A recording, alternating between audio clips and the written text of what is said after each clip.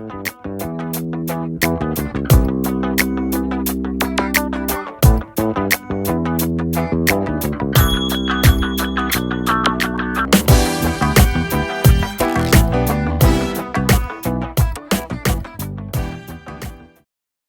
look at it when I get on a start line, like I am so lucky to be here. Like I know a lot of athletes who would love to have the situation that I'm in, would love to have the talent that I have and the teammates that I have and the coaches and the support system. And like, it doesn't matter how you feel, like everyone is hurting. It's hard for everybody. There's maybe like a couple of people in the United States that like, yeah, this is way easier for them. You can't feel sorry for yourself. Like it's going to be really hard to make an Olympic team. That's Lauren Paquette. And I'm your host, Santosh Shiva. Welcome to another episode of RunYogi Diaries. As always, please like, comment, and subscribe to the channel if you like our shows. It means a lot to the cause.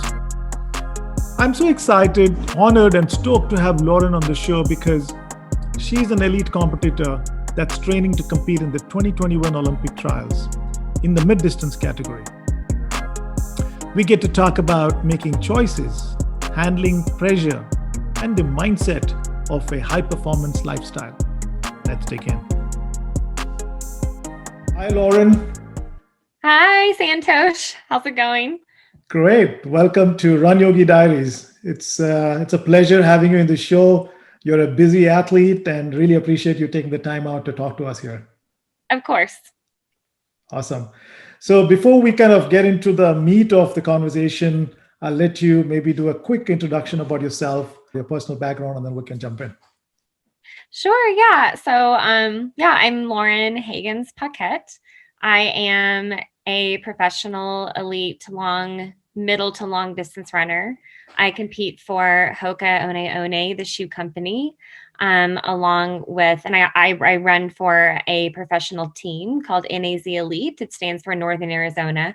So I am currently living and training in Flagstaff, Arizona, which is at 7,000 feet above sea level. So living year round at altitude. And I'm from Little Rock, Arkansas. So back in the Mid-South area, went kindergarten through 12th grade in Little Rock. And I went to Baylor University. I was a walk-on my first year into their cross country and track and field NCAA D1 program. And then by the time I was a senior, I had broken a bunch of school records and was on full scholarship, and then was able to sign with a sports agent and go professional right out of college. And so that was back in 2009 when I graduated. So I've been at it for a while. Definitely had my fair share of ups and downs in the sports and in the sport. Quite a few injuries, and knock on wood, healthy now. So looking forward to going forward into the new Olympic year, 2021. So that's kind of it in a nutshell. But yeah, that's where I am now in Flagstaff, Arizona. Awesome.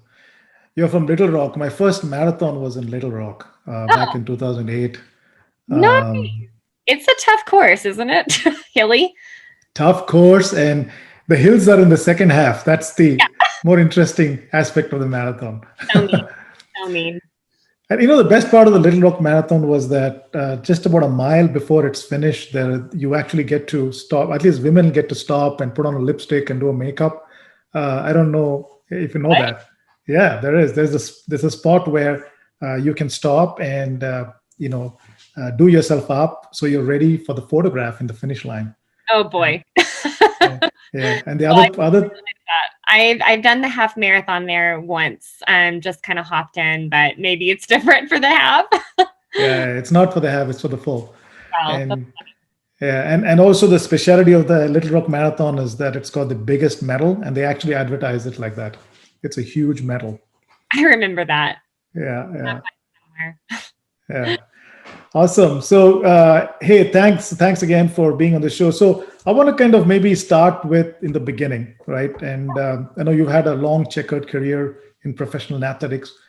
So let's start with how did you know? I mean, at that point when you made this choice, right? And I think everyone goes through that phase of I'm good at so many things, Yeah. and um, but how can you talk to like what was it that made you? Was it a gut feel? What was something that told you like I think I have a chance with running? I can be competitive here. Was there something? What? How did you make the decision?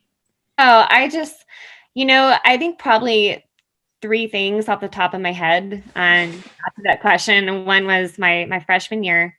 I came in, I was so underdeveloped. I hadn't really been running that much in high. I mean, I ran maybe 25 miles a week in high school, and then got to college and just started training more and were around other athletes who were really, really good. And my freshman year, I broke the Baylor school record in the indoor 1,000 meter. And it just was a matter of, along the lines of performance. It's like every year I just got better and better. Like I would do something, I would break another school record, or I would place higher at a meet, or win a Big 12 championship or something like that. And it was just like, oh, like this is really, like, I actually am really good at this, and I really Right. love you. Like I really enjoy it. I love the lifestyle. I love pushing myself. I love beating people, but Yeah. I also love having teammates and helping Yeah. other people achieve their goals as well. And so, like, the team aspect of it really drew me. Um, yeah, and it's just like when you get a glimpse of something that you can really be good at or be a part of, and you find somewhere you can contribute to the culture. That Yeah. was something that, I mean, all those things just really resonate with me. And so yeah, I know also, like, your running career, it doesn't last forever. You can't do it at this high level forever. So I also thought, and like I have plenty of time in my life, like, to work like an actual, not that this isn't like an actual job, because I do get paid, and Yeah. there's bonuses and health insurance and all that, actually. But yeah, it's, I only have so much time to do this. And so I just thought from an early age, if I can do this, like, I'm gonna take advantage of it. So And then you've gone on to do some amazing work, right? And yeah. including the most coveted. I'm assuming it's the most coveted for athletes, which is to get into the Olympic circles, right?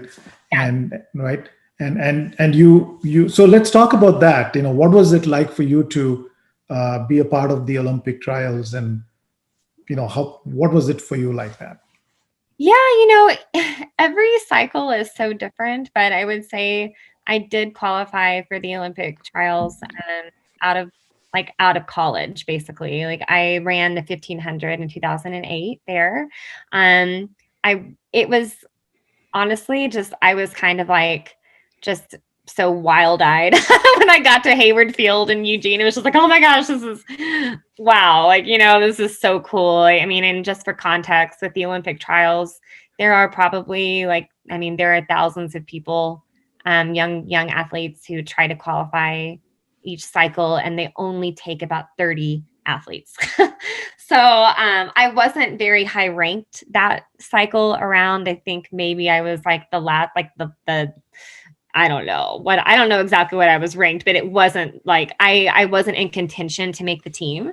So, but that year it was just like, oh my gosh, this is so cool to be here. And then the next cycle, which unfortunately I missed out on even competing at, because I was going through a big injury cycle where I wasn't even able to be on the start line. But it's kind of like, going back to that first one in 2008, you kind of get the, bright lights and, like, oh, like, all the star power kind of behind you a little bit. Like, I think it's healthy to go into races and big stages like that with a little bit of excitement and, Mhm. like, and properly channeled nervousness, not anxiety, but properly channeled nerves. But hopefully when you get more experience, more time under your belt, you get faster. Hopefully you go into other high competitions feeling like, no, I belong here and I Mhm. have a shot. and I'm on the starting line for a reason. So that's kind of how 2016 felt. So, fast forward 8 years later, and 2016 was like, no, I'm ranked fifth in the United States. Like I definitely have worked my way here. I'm talented. Like I've had a great support system behind me. I have people who believe in me. Like this is where I should be. So hopefully that's where you feel like you belong. In 2021, it's going to be very interesting this year, especially with the pandemic and COVID happening, where we thought the Olympic trials should have already been over at this time. We should already have named an Olympic team, but I know that 2021 is going to be so special for that reason too. And it just gave me more time to marinate and prepare in a new training system and new environment. So, yeah, really looking forward to 2021. Awesome. So a question there, right? For especially someone of your caliber and you're someone who's a high performing individual like you are, you're competing with the best in the world. And so how do you prepare mentally to push the limits? Because the limit, you're already at the limit, in a way. And the difference between a win and a loss is usually in seconds. And so how do you prepare yourself mentally to be on that edge? Gosh, there's a lot of nerves and a lot of anxiety that goes into it because you spend your days, weeks, months in this pursuit of making an Olympic team, or, for some people, like winning an Olympic medal or a world medal, or setting world records or something like that. And I think for me, like handling those nerves and just being able to be ready on the start line is honestly, it's kind of counterintuitive, but it's like I get race nerves still. I wouldn't say I get very deer in headlights where I'm just like total like an anxious wreck or anything, but I get nervous because it's just, like what is on the other side of that start line or finish line. Like I have an opportunity to push myself my limit and really see like where all my training has gotten me. So for me, it's about keeping, and it's kind of corny, but keeping an attitude of gratitude. Honestly, like I kind of look at it as, and I've been through a lot of obstacles in my career. Like I've been through a lot of injuries. I've been through situations with coaching and teammates that have been toxic and not healthy. And so I'm just so grateful, honestly, for any chance I get now to line up. And that helps just kind of keep things in perspective, and just realizing that I am not my running. I do this because I love it. But if you have a bad performance, it's not like you're a terrible person or anything like that. It's like, that was a learning experience and it's time to move on and do better at the next one. But I look at it when I get on a start line, like I am so lucky to be here. Like I know a lot of athletes who would love to have the situation that I'm in, would love to have the talent that I have and the teammates that I have and the coaches and the support system. And it's just like such an honor to represent Hoka and NAZ and have just a tribe of people behind me, that I get on that start line and I'm thinking more like, I just want to prove people right that have believed in me. And, just really like, just put myself out there and see what I can do. And that kind of positive attitude is more helpful for me than, oh my gosh, I better not mess up, you know? Mm.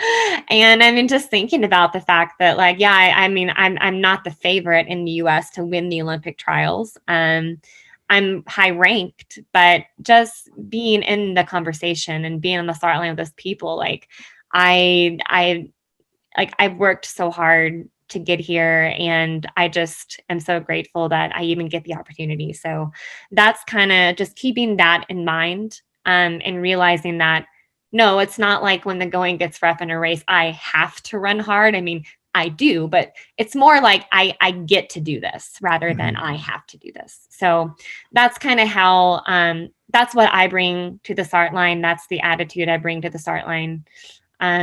Yeah, that's the main thing for me. But Yeah. other than that, like I actually really, really love pushing myself really hard. So, I think there are a lot of athletes out there that I found that really don't like it that much. They're just good at it. And I think that you run out of steam if you don't find a way to really, I don't know, just channel your energies into a more appropriate space. Right. And in terms of training, right? Because your mindset is going to play an important role during training as well, right? Because you're trying to shave off those few seconds, and you're already at. So how does it show up in training for you? What? Yeah. Yeah, I have a lot of, especially joining NEZ out in Flagstaff, I have a lot of workouts that are really long, really fast paces, really grueling, and the altitude makes everything a lot harder. It just feels a lot harder to hit paces you would at sea level. And so when I get to say the last three quarters or the last quarter of a workout where things get really hard, I just think about the fact that, you know what, like it doesn't matter how you feel, like everyone is hurting. It's hard for everybody. There's maybe like a couple of people in the United States that like, yeah, this is way easier for them. But the majority, it's mostly the people that can handle the discomfort that are going to do well at the end of the race. And so I kind of look at it as like, well, you know what, you can't feel sorry for yourself. Like it's going to be really hard to make an Olympic team. It's really hard to win races at the professional level because everyone is so good. So I kind of think about at the end of workouts, like this is the price you pay. Like you're going to work hard because when you get to the end of the race, you can't just throw your hands up and throw the towel in because it's hard. It's hard for everybody. So that's kind of that gets me through it. But also the other big thing and the big reason why I decided I'd been living in Memphis and training there for about 6 years by myself. And so that was a big impetus for me to join the NAZ, to join a team at all, was I really wanted training partners. So I'm also really big about community and your pursuits. And for me, like I know that if I'm pushing really, really hard in a workout, it's and my teammates, are doing the same thing. Like we're doing it together. So it's really easy for me to buck up and put my big girl panties on and just get after it when I know that, well, I have other people that I'm representing. I have other people that I'm pulling along with me, and we have 7 women on our NAZ elite team. And you're not going to feel good in every workout. Sometimes you're going to feel great, but the days where you don't feel good, when there's 7 of you together, the chances are there's going to be another athlete, one of your teammates and friends that are feeling good, and they're going to be able to help you reach that goal you set for yourself in your workout. And then vice versa, when you're having a good day, it's your responsibility to pick up the slack for your teammates to pull them through. So that's another huge thing for me that I realized over the years, is that it's not just about me, it's about my community, and I can't do this alone. so Yeah. that's a big one. Yeah. A lot of performance has to do with hacking your own subconscious side of your brain, and there's a lot of articles about it and stuff like that, right? Because your body really. Do you get a lot of do you get assistance there at all, or do you do it yourself? I do. So actually, I have a master's in sports psychology and motor behavior, which is sports psychology, but then motor behavior is a fancy way of saying coaching. Um, but yeah, so I know theories. I worked on some things. I have done meditation off and on over the years, performance meditation. But my team at NAZ, we do work very closely with a sports psychologist. So every Wednesday at noon, we used to meet in person, but now that, it's 2020 and COVID is a thing, we have a Zoom meeting every Wednesday at noon, and we go through different meditations, different ways of thinking about performing. Yeah, and also things like progressive muscle relaxation, like body to mind exercises to get yourself in the right mindset. We do a lot of things that enable us to be more in that flow state where everything is just slowing down and you can make decisions like that. in a race. So I actually practice that on my own time as well, a few times a week. And our sports psychologist, her name is Shannon Thompson. She actually comes out to our practices as well sometimes. She biked with me in a workout last week. And it's actually just really cool to have her there because it's easy to be like, okay, here's something to do and here's a theory and throw it at people. But it's also cool when somebody can be there and see you are how you might seem to be processing things during practice or like orders from the coach or working with teammates or just maybe how you handle not feeling good in a really hard workout. And so she can see that and then she can bring it into our weekly sessions and maybe, work with us individually on certain things too. And yeah, so definitely the mind is a huge part of it. I think that there are a lot of athletes who are very, very good physiologically. They have the makeup, they have the energy systems, the lungs, the muscles, whatever. But if between your ears is not working right, it's gonna be hard to really get all the potential you could out of yourself. So she's very valuable to our team. So I was also reading that you had a PR in August last month, right? I was reading that you won I forget, I think it's called the Sunset Carnival, right? You won that. That tour I did. Yeah. That was a big one. Just Yeah, in the middle of a pandemic, usually there are track meets every like couple of weeks or maybe every weekend, depending on what event you're in. And this year's been so crazy. I mean, all of our races were canceled. Most of them. And so, winning. So we ran this race in Los Angeles, called the Sunset Tour. They basically had just a really good 5K, world class pacers. And yeah, I ended up winning it. I ran yeah. 15:10. It was a really, really good opportunity to practice what we've been doing in workouts and apply it to an actual race with actual competitors because I mean, everything has just gone virtual this year and that's Yeah. great. It's great to have some goal, but it's just so different than actually lacing up and racing against people you're trying to beat out for Olympic spots. And so that was really awesome. It was a good win. It was a PR. 15:10 is, I think it's 4:53 mile pace back to back. So it's right at the Olympic standard. So it was very encouraging. I moved out to Flagstaff and January. I got here on New Year's Eve this past year. And so yeah, it was awesome just feeling like, oh man, I've worked really hard and I really made a good decision for my career. And I'm just thrilled. So Amazing. Yeah. So that should also help with the mindset, just yeah, feeling that something you're doing right in training, and I think especially with yeah, I mean, yeah, sorry. I think you're just about to say it's like you know, having that kind of performance with the year that everybody across the globe has had in the pandemic, it just was such a confidence booster because I just know, I mean, there is just so much doom and gloom out there right now. And it's been hard for so many people to just find the motivation and to get out and get their job done or do anything. And so if you're doing anything novel or like you starting your podcast middle of the pandemic, like that is awesome because I think that's something to be said about your character. And it was just a good like affirmation that it was a good decision to join the group. And we just decided, like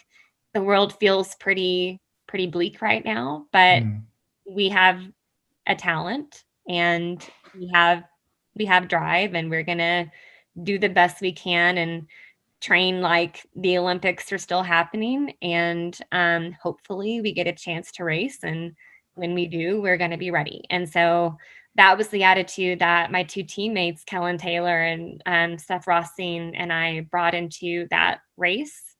And it went great. Like Kellen and I went 1-2.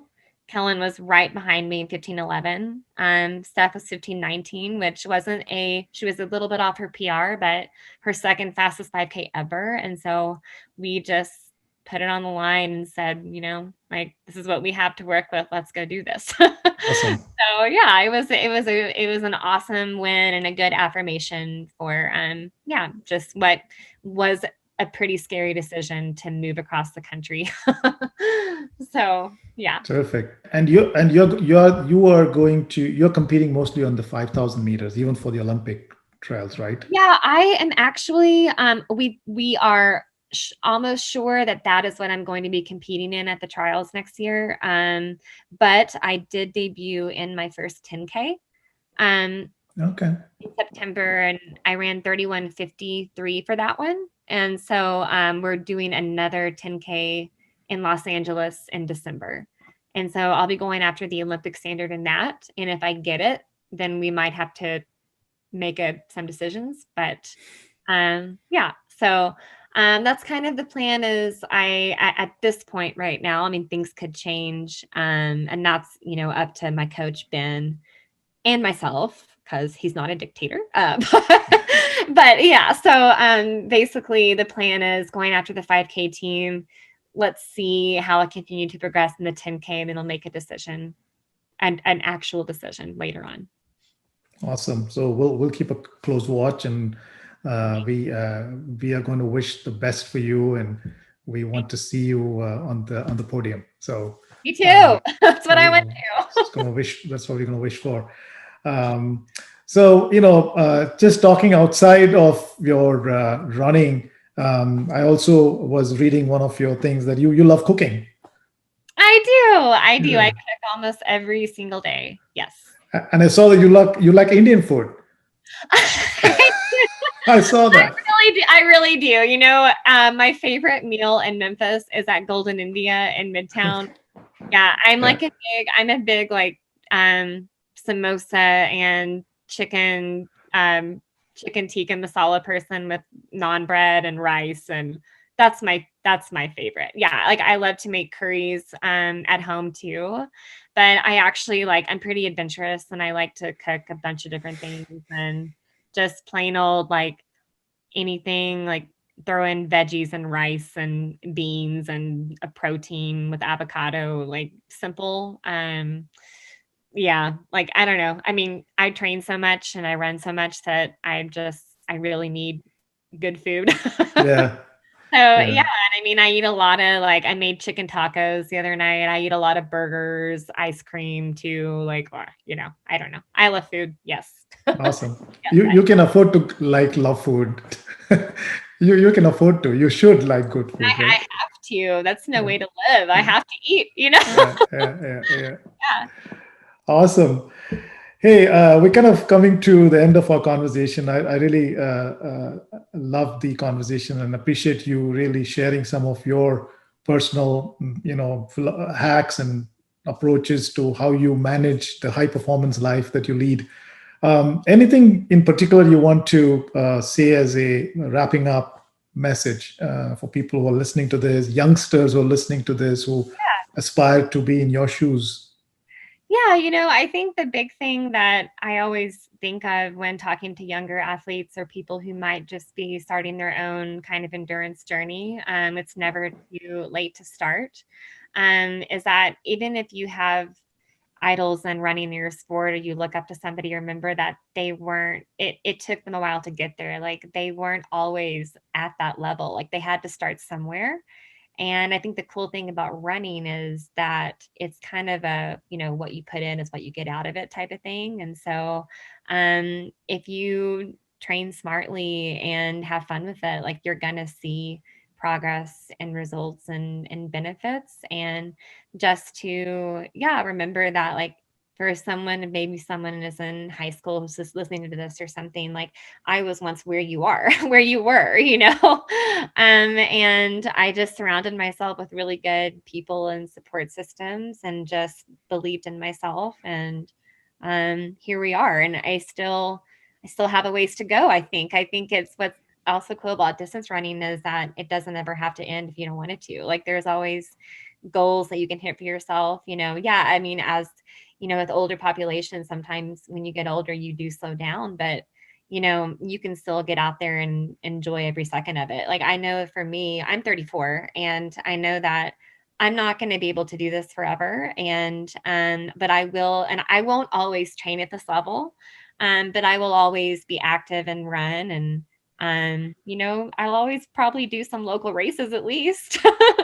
And so, yeah, it's just such a cool sport. And, it can also be a little bit intimidating sometimes, especially if you're new and maybe you're doing a couch to 5K plan or your first marathon and you're thinking, how am I going to do all this? This looks so hard. Well, it's just one foot in front of the other, and it should be done at your own pace. And you should definitely be having fun with it. So if you're not having fun with it, gotta switch things up maybe. Yeah,